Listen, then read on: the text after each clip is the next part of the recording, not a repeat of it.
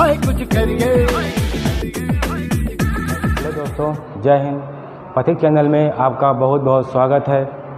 आज हम सीखेंगे the basic concept of number system.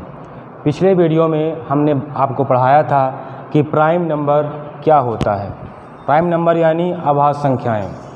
तो आप लोग समझिए कि प्राइम नंबर क्या होता है। ऐसी संख्याएं जो एक से और स्वयं से यानी इटसेल्फ या खुद से डिवाइड हो, उनको हम क्या कहते हैं? अभाज्य संख्या यानी प्राइम नंबर। चलिए, तो कहने का मतलब क्या हो गया कि जो एक से डिवाइड हो या इटसेल्फ से हो। ठीक है, ये इसका मेन कॉन्सेप्ट है कि वन से हो या इटसेल्फ यानी स्वयं से। तो अब हम पहचानते हैं कैसे कौन कौन से नंबर हैं जो वन और इटसेल्फ से कटते हैं। तो मैंने पिछले वीडियो में आपको बताया था कि 1 से 50 तक के बीच में 15 होते हैं प्राइम नंबर और 1 से 100 के बीच में 25 होते हैं हमारे प्राइम नंबर। तो अब उनको हम देखते हैं यहाँ पे। तो देखिए, ये क्या है? 2, 3, 5, 7, 11, 13, 17, 19, 23, 29, 31, 37, 41, 43, 47। ये क्या हो गया आपका? ये हो गया 1 से 50 तक में। ठीक है, 1 से 50 तक में कितने हो गए? 15 हो गए। अब हम जब बात करेंगे 1 से 100 तक में, तो हमारे कितने हो जाएंगे? 25 हो जाएंगे। तो अब आपको इनको पहचानना है और इनको ये आपको याद भी होने चाहिए कि अगर कहीं भी ये नंबर आपको दिखे मिल जाए तो समझ जाना कि ये अपने आप से कटेंगे या 1 से कटेगा। इसके अलावा कोई इसका भाजक नहीं होगा। ठीक है, तो ये होता है प्राइम नंबर। अब आप ये देखिए कि इस पूरे प्राइम नंबर में 2 ही एक ऐसा नंबर है जो हमारा सम संख्या है। सम संख्या यानी इवन नंबर है। बाकी सब कैसे हैं आपके? ऑड है, विषम है। ठीक है, अब हम लोग आगे बढ़ते हैं। अब आगे बढ़ेंगे तो मिलेगा क्या? को प्राइम नंबर। को प्राइम नंबर यानी सह अभाज्य संख्याएं। यहाँ पे क्या हो गया हमारा? को प्राइम नंबर सह अभाज्य संख्या। ये तो और आसान है। यहाँ पे क्या लिखा है? को प्राइम नंबर, मतलब कि ऐसी कोई 2 संख्याएं आपके पास होंगी तो आपको उन्हें बताना है कि ये हमारा को प्राइम है या नहीं। ऐसे क्वेश्चन पूछा जाएगा। तो इसका कॉन्सेप्ट क्या होता है कि कोई भी 2 नंबर, उन 2 नंबर के बीच में सिर्फ एक ही हमारा कॉमन फैक्टर आना चाहिए। एक यानी इसको आप कह सकते हैं कि HCF 1 होना चाहिए। जैसे देखो, हमने यहाँ पे लिख दिया 2 और 5। मैं आपसे पूछूं कि क्या ये हमारा को प्राइम है या नहीं है, तो आप देखेंगे कि मैंने क्या बताया कि इन दोनों के बीच में सिर्फ एक ही कॉमन फैक्टर होना चाहिए या इन दोनों के बीच में एक ही HCF होना चाहिए। अब देखते हैं कैसा। तो जब आप इसको फैक्टर निकालते हैं, फैक्टर यानी गुणनखंड निकालेंगे, तो आप पाएंगे कि इसका 1 और 2 होगा। 5 का निकालेंगे तो क्या होगा? 1 और 5। तो आप देख रहे हैं कि इन दोनों में सिर्फ एक ही कॉमन है, ये होता है कॉमन। ठीक है, या इन दोनों के बीच में HCF 1 है। अगर 1 के अलावा कोई और नंबर होता है तो फिर ये को प्राइम नहीं कहलाएगा।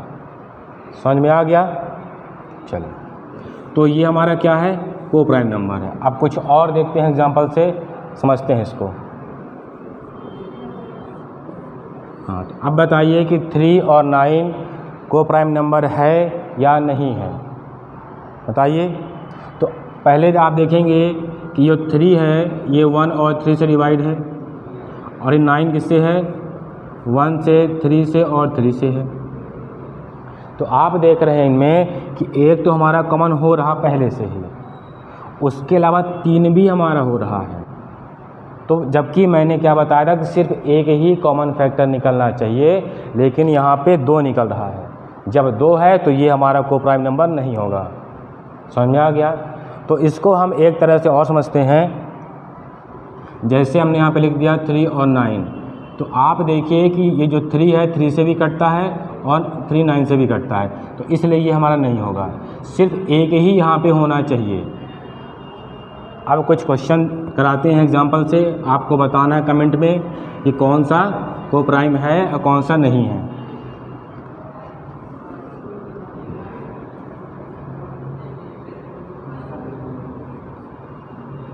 थ्री 15 7 9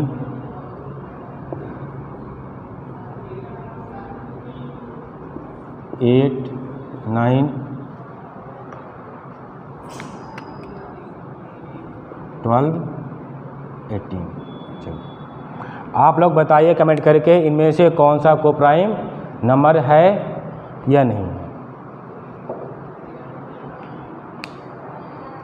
प्लीज़ फास्ट कमेंट करें। चलिए अब हम देखते हैं और समझते हैं, जो मैंने बताया था कॉन्सेप्ट उसी को यहाँ पे अप्लाई करेंगे। तो आप यहाँ पे ये देख रहे हैं कि 2 और 7 के बीच में सिर्फ एक ही है जो एक इससे डिवाइड है और एक इससे डिवाइड है, तो ये हमारा कोप्राइम है। यहाँ पे देखिए ये हमारा 3 से डिवाइड है, 3 से ये भी है और 3 से ये भी है, तो ये नहीं होगा। क्यों? क्योंकि यहाँ पे 3 आ गया है। मैंने क्या कहा था, सिर्फ एक होना चाहिए। ठीक, आगे देखिए यहाँ पे क्या है, 7 और 9 में सिर्फ एक ही कॉमन निकल रहा है, तो ये हमारा कोप्राइम है। यहाँ पे देखिए 1 निकल रहा है, तो ये भी है, और यहाँ पे ये नहीं है क्योंकि ये दोनों 2 से भी कटता है, 3 से भी कट रहा है और 4 से भी 6 से कट रहा है, तो ये हमारा नहीं है। तो इस प्रकार हम इसकी पहचान करते हैं। उम्मीद करते हैं कि आप लोगों को समझ में आ गया होगा। अब हम आगे बढ़ते हैं। तो अब आप लोगों के सामने क्या आएगा, परिमेय संख्याएं। आप लोगों ने ये नाम सुना होगा क्लास 5th और 6th में, परिमेय अपरिमेय।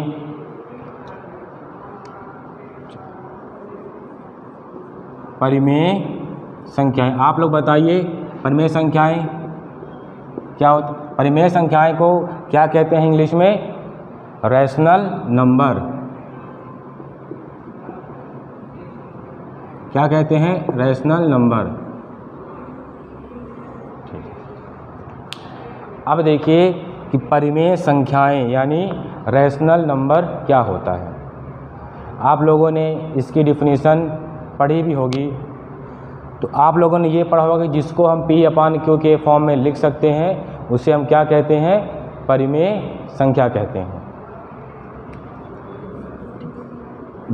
कि किसी भी नंबर को आप P/Q के फॉर्म में लिख सकते हैं, उसे क्या कहते हैं, परिमेय संख्या। लेकिन यहाँ पे जो Q है वो हमारा 0 के बराबर नहीं होगा। ठीक है, किसी भी नंबर को हम P/Q के फॉर्म में लिख सकते हैं, लेकिन हमारा Q है जो 0 के बराबर नहीं होगा। अब देखिए P को हम क्या कहते हैं, अंश, और Q को क्या कहते हैं, हर। तो इसको आप ऐसा समझें कि जो हमारा हर होगा वह 0, मतलब हर के स्थान पे 0 नहीं आएगा, यानी कि नीचे हमारा 0 नहीं आएगा, बाकी ऊपर 0 हो सकता है। तो यही हमारा क्या होता है, परिमेय संख्याएं। अब इसके कुछ एग्जाम्पल लिख रहे हैं और समझते हैं उससे। तो अब आप लोग ये बताइए कि 1/2 परिमेय है कि नहीं है। तो ये परिमेय है क्योंकि हमने इसको P/Q के फॉर्म में लिख दिया है। अब यहाँ पे एक बात और है कि जो P और Q है, P और Q हमारे पूर्णांक हो सकते हैं। P और Q आपके पूर्णांक हो सकता है। अब पूर्णांक क्या होता है इसको इसके बाद बताया जाएगा। अब बताइए 5 परिमेय संख्या है कि नहीं है, बताइए। तो आप देखेंगे कि यहाँ पे सिर्फ 5 है, जबकि हमारा 5 P/Q के फॉर्म में नहीं लिखा हुआ है। तो आप इस 5 को नीचे 1 लगा देंगे, तो अब ये हमारा P/Q के फॉर्म में हो गया। तो ये हमारा परिमेय संख्या है। अब इसका बताइए, आपको बताना है कमेंट करके कि 0 हमारा परिमेय संख्या है कि नहीं है। बताएं कमेंट करके। ये परिमेय संख्या हमारा है, क्योंकि इसको भी हम 0/1 के रूप में लिख सकते हैं। तो अब ये हमारा P हो गया, ये Q हो गया। यहाँ पे मैंने आपको बताया था कि जो Q है यानी जो हर है, हर कभी भी हमारा 0 नहीं हो सकता है, लेकिन यहाँ पे अंश हमारा 0 हो सकता है। अब अगर मैं इसको ऐसा लिखता हूँ 5/0, तो ये हमारा नहीं होगा, ये परिमेय संख्या नहीं होगी, क्योंकि नीचे हमारा 0 आ गया है। समझ में आ गया? तो ये सब कॉन्सेप्ट क्या है परिमेय संख्या के। अब हम आगे बढ़ते हैं अपरिमेय संख्या। अपरिमेय संख्या को क्या कहेंगे इंग्लिश में? Irrational number.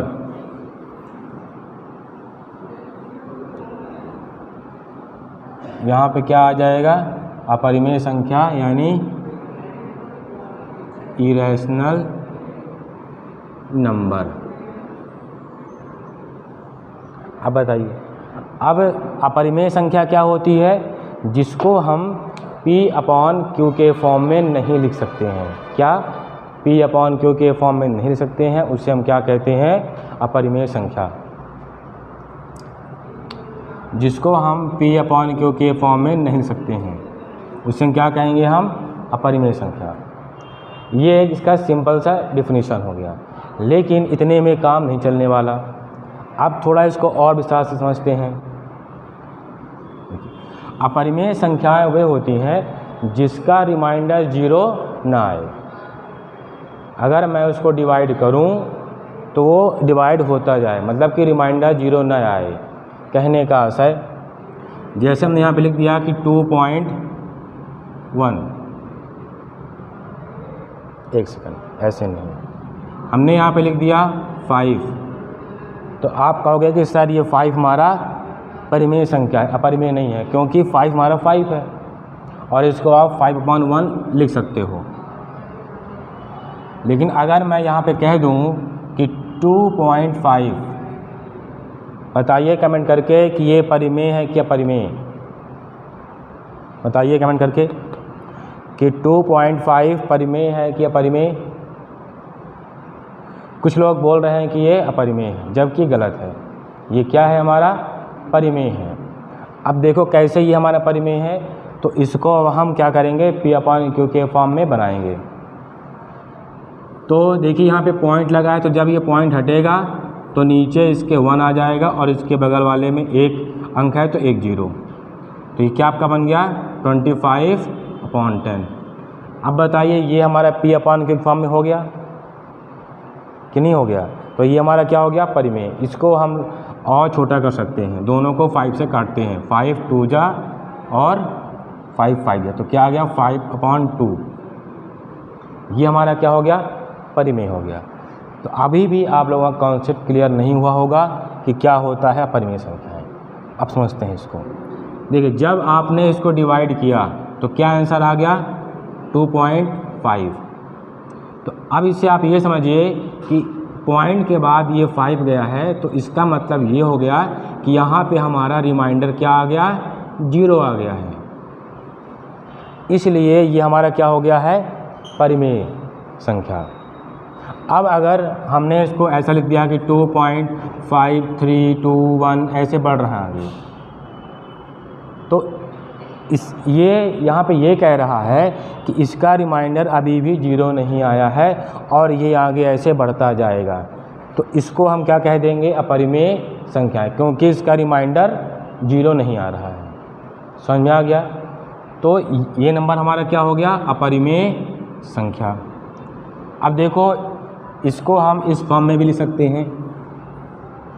एक टाइप इसका ये हो गया और एक ये 3.5555 ऐसे ही बढ़ रहा है। तो ये भी क्या है? हमारा अपरिमेय संख्या है। क्यों है अपरिमेय संख्या? क्योंकि यहाँ भी हमारा रिमाइंडर 0 नहीं आ रहा है और ये आगे बढ़ते जा रहा है, इसलिए हमारा क्या है? ये अपरिमेय संख्या है।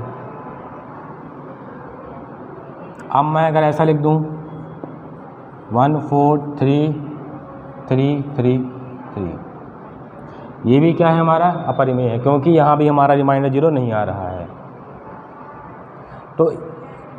तो इसको हम ऐसा कह सकते हैं कि जिसका रिमाइंडर 0 ना आए पॉइंट के बाद भी, तो इसे हम क्या कहेंगे, इरेशनल नंबर। समझ में आ गया। अब इसके कुछ एग्जाम्पल देखिए। जैसे मैंने यहाँ पे कह दिया कि बताइए √2, √3, √4, √9 और पाई। अब आप लोग कमेंट करके बताइए कि ये इनमें से कौन सा हमारा परिमेय है, कौन सा परिमेय है। तो आप देखेंगे कि √2 हमारा क्या है, अपरिमेय है। क्यों है?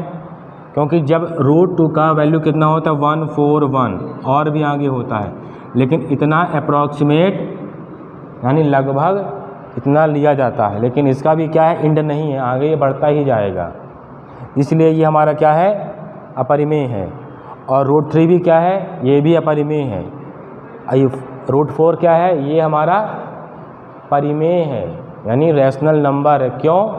क्योंकि जो ये √4 है ये 2 का होता है, जो ये √4 होता है ये 2 का होता है, और 2 को आप 2/1 लिख सकते हो, इसलिए ये हमारा क्या है, ये परिमेय है।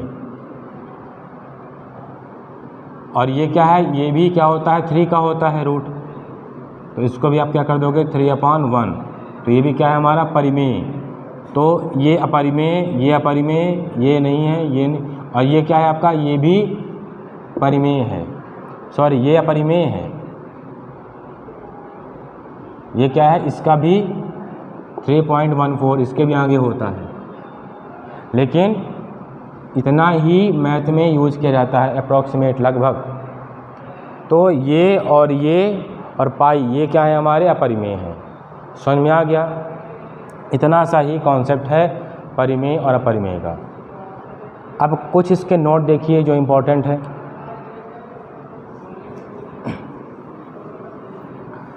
अब कुछ इसके इम्पोर्टेंट फैक्ट हैं जो इम्पोर्टेंट है।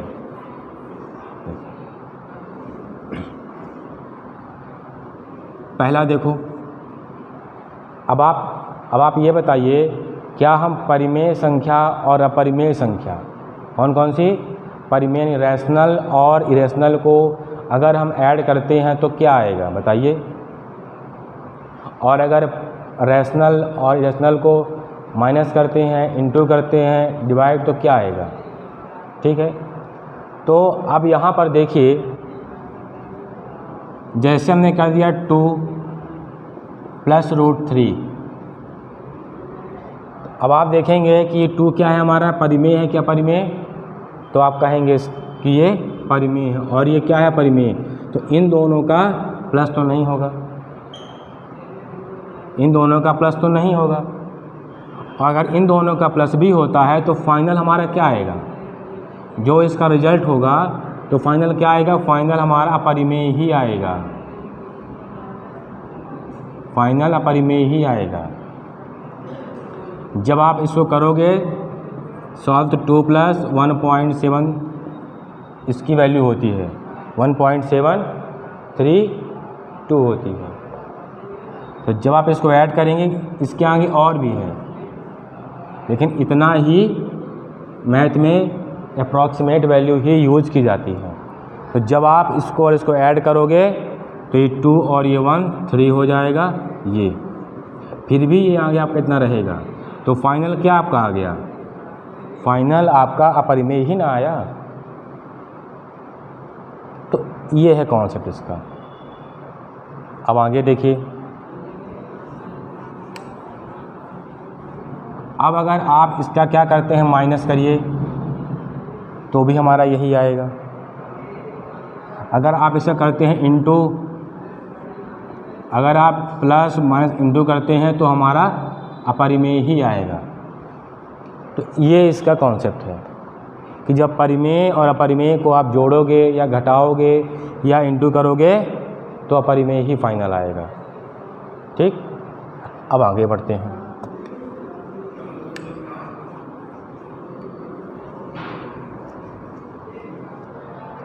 अब आगे हम बढ़ते हैं पूर्णांक।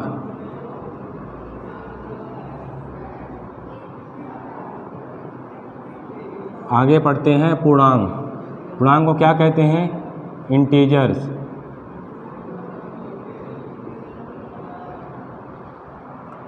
ये क्या है? पूर्णांक यानी इंटीजर्स।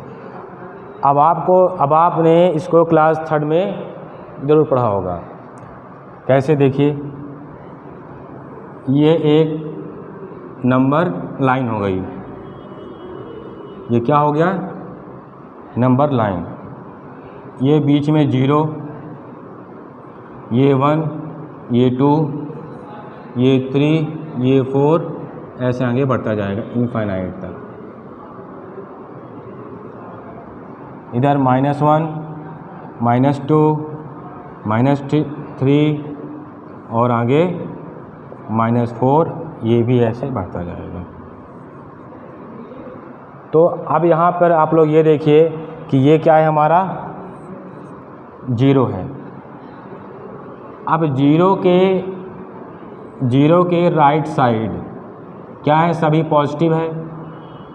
और 0 के लेफ़्ट साइड क्या है? सभी नेगेटिव हैं। तो जो 0 के राइट साइड में है तो इसको हम क्या कहेंगे? Positive integer. और 0 के लेफ़्ट साइड में क्या है? सभी नेगेटिव है, तो इसे क्या कह देंगे? हम नेगेटिव इंटीजर कह देंगे। ये बहुत इम्पोर्टेंट है। क्यों? क्योंकि इसका हर जगह होता है यूज़ कि कौन सा नंबर छोटा है, कौन सा बड़ा है, तो आप इसको यहाँ से समझ सकते हैं। अब देखिए, जब हम लेफ़्ट से राइट की ओर जाते हैं, कहाँ से? लेफ़्ट से राइट की ओर। अगर हम ऐसे जाते हैं तो हमको नंबर बढ़ते हुए क्रम में मिलता है, यानी असेंडिंग ऑर्डर में, यानी छोटे से बड़ा, यानी आरोही क्रम हिंदी में कहा जाए। अब देखिए, ऐसे 1 से बड़ा 2, 2 से 3, 3 से 4, ऐसे बढ़ता जाएगा। अब इसको आप यहाँ देखिए, -3 से बड़ा -2, इससे बड़ा ये, इससे बड़ा ये, ऐसे बढ़ता जाएगा। तो ये हमारा क्या हो गया? असेंडिंग ऑर्डर में। अब इसी का उल्टा होता है। देखिए, जब हम राइट से लेफ़्ट की ओर जाते हैं तो हमें नंबर घटते हुए क्रम में मिलता है, यानी डिसेंडिंग ऑर्डर। हिंदी में इसे क्या कहेंगे? अवरोही क्रम। जैसे देखिए कि 3 से छोटा 2, इससे 1, इससे 0, इससे -1, इससे -2, इससे -3, इससे -4। समझ में आ गया? तो ये हमारा क्या हो गया? इंटीजर्स। अब इसके कुछ क्वेश्चन हैं, वो आपको यहीं पे अभी बताया जाएगा। अब आप लोग ये बताइए कि 0 आपका कौन सा इंटीजर है? पॉजिटिव है कि नेगेटिव है? इसका आंसर कमेंट करके बताइए। 0 हमारा कौन सा इंटीजर है? पॉजिटिव या नेगेटिव? कुछ लोग बोल रहे हैं कि पॉजिटिव है और कुछ कह रहे हैं नेगेटिव है। ये जो 0 है दोनों हैं, पॉजिटिव भी है, इंटीजर है, और नेगेटिव भी है, दोनों हैं, कोई एक नहीं है। क्योंकि जब इसका आप नंबर लाइन बनाते हैं ऐसा, ये 0, ये 1, ये 2, -1, ये -2, तो ये जब आप ये पूरा पार्ट प्लस का हो गया, ये पूरा माइनस का हो गया, तो ये जो 0 है ये बीच का सेंटर है, तो यहाँ पे प्लस भी आ रहा है, माइनस भी आ रहा है, इसलिए 0 हमारा क्या है? दोनों है। आप इसके कुछ एग्जाम्पल देखते हैं।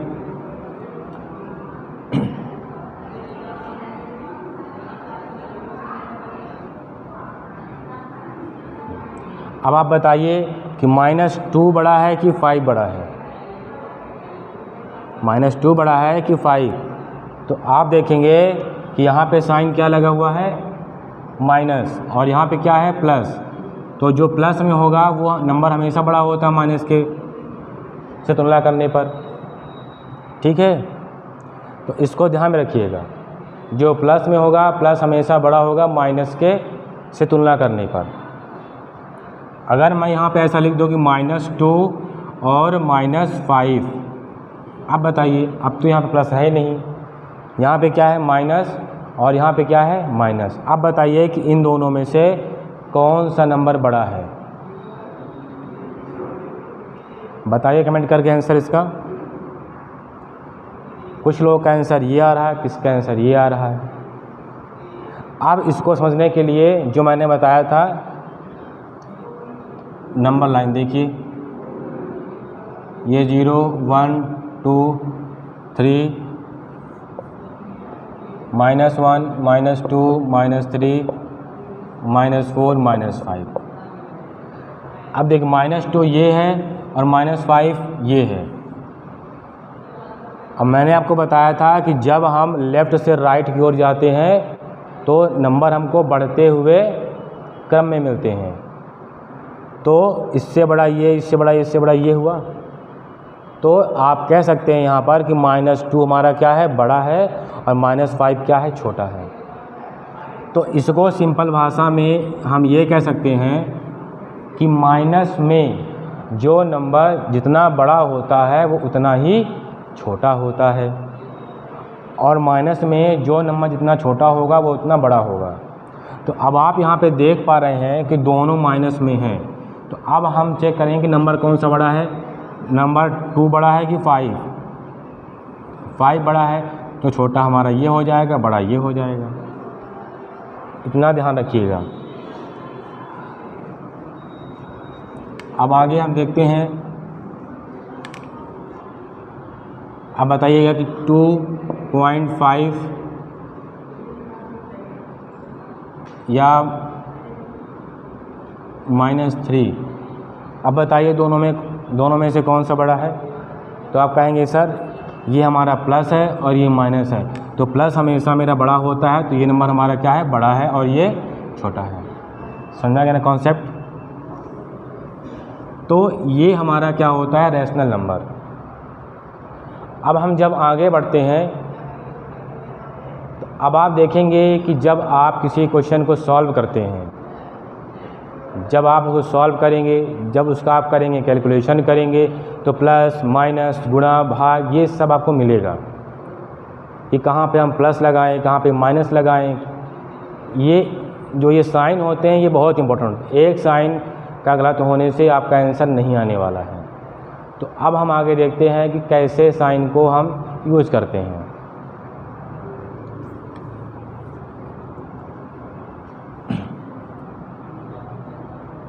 मैं यहाँ पे लिख रहा हूँ गुणा करने पर।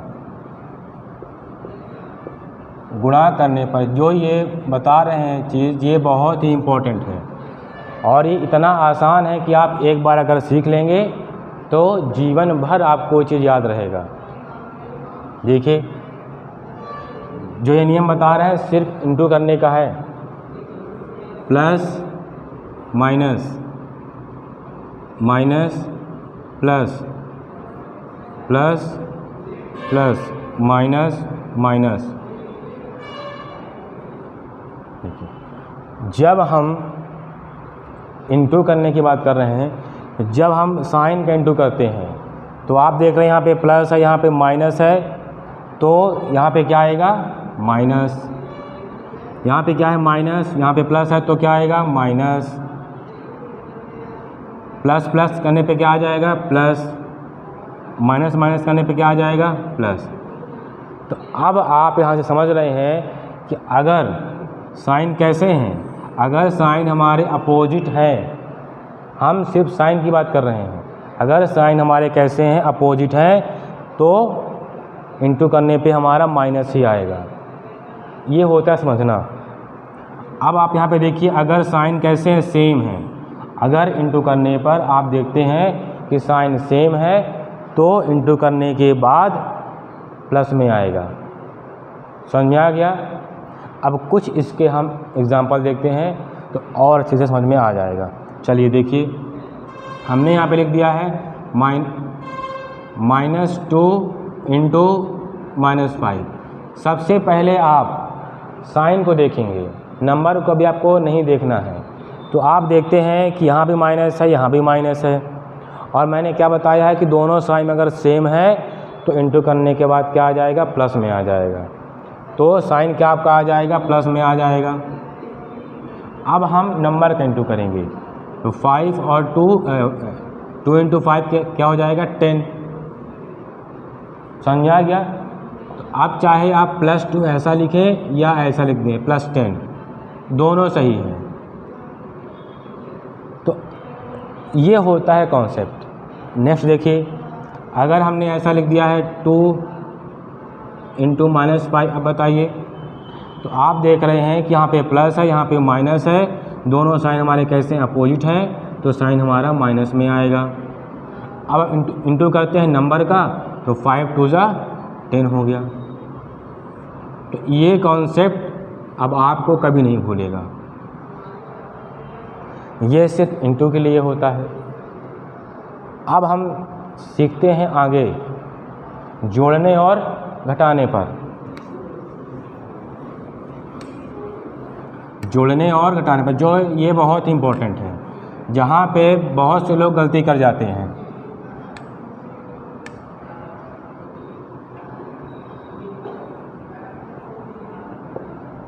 जोड़ने या घटाने पर, यानी प्लस करने पे या माइनस करने पर, ये समझ जाइएगा आप लोग। ठीक, अब हम साइन लिख रहे हैं, plus minus minus plus minus minus plus plus. चलिए, आप यहाँ पे देख रहे हैं कि प्लस है माइनस है। यहाँ पे हम बात कर रहे हैं जोड़ने घटाने की, गुणा की बात नहीं कर रहे हैं, ध्यान रखिएगा। तो अब आप यहाँ पे क्या देख रहे हैं कि साइन कैसे हैं, दोनों हमारे अपोजिट हैं। क्या हैं ये दोनों साइन, कैसे हैं, अपोजिट हैं। तो जब साइन हमारा कैसा हो जाए, अपोजिट, यानी विपरीत हो, तो आपको सिर्फ नंबर को घटाना है। क्या करना है, जो नंबर होगा नंबर को घटाना है। अभी हम साइन की बात नहीं कर रहे हैं, अभी हम सिर्फ कह रहे हैं कि नंबर को घटाना है। ठीक, अब यहाँ पर देखिए, ये साइन कैसे हैं हमारे, सेम है। आप देख रहे हैं कि यहाँ पे साइन कैसा है, सेम है। तो जब हमारे साइन क्या होंगे, सेम होंगे, तो हम उन नंबर को क्या कर देंगे, ऐड कर देंगे, ऐड करेंगे। समझा गया? अभी हमने साइन के बारे में नहीं बताया कि साइन कौन सा आएगा, हमने सिर्फ नंबर को ऐड करना है और घटाना, ये बताया है। अब आप कहोगे कि सर साइन कैसे लगाएंगे, तब देखिए, जो नंबर बड़ा होगा, देखिए साइन की बात कर रहे हैं हम, अब हम साइन की बात कर रहे हैं। जो नंबर बड़ा होगा, जो नंबर बड़ा होगा उसी का साइन आएगा।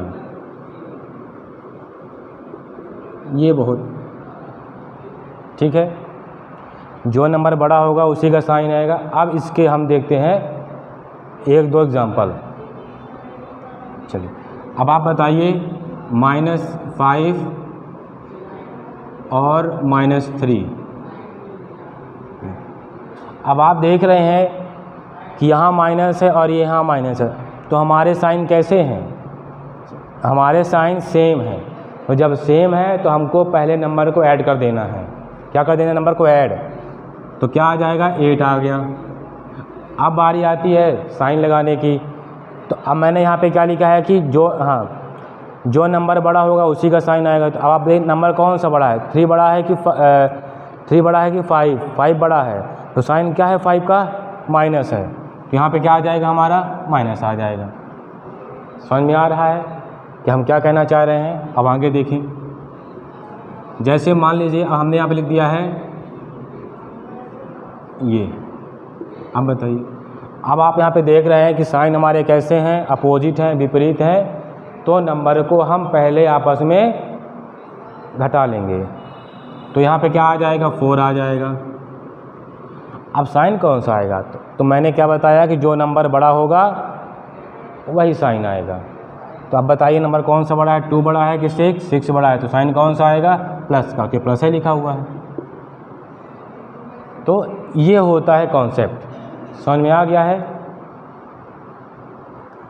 तो अब आप लोगों को कैलकुलेशन यानी गुणा भाग करने में आपको दिक्कत नहीं जाएगी। अब इसको आप लोग प्रैक्टिस करें घर में, तो आपसे और अच्छा बनेगा।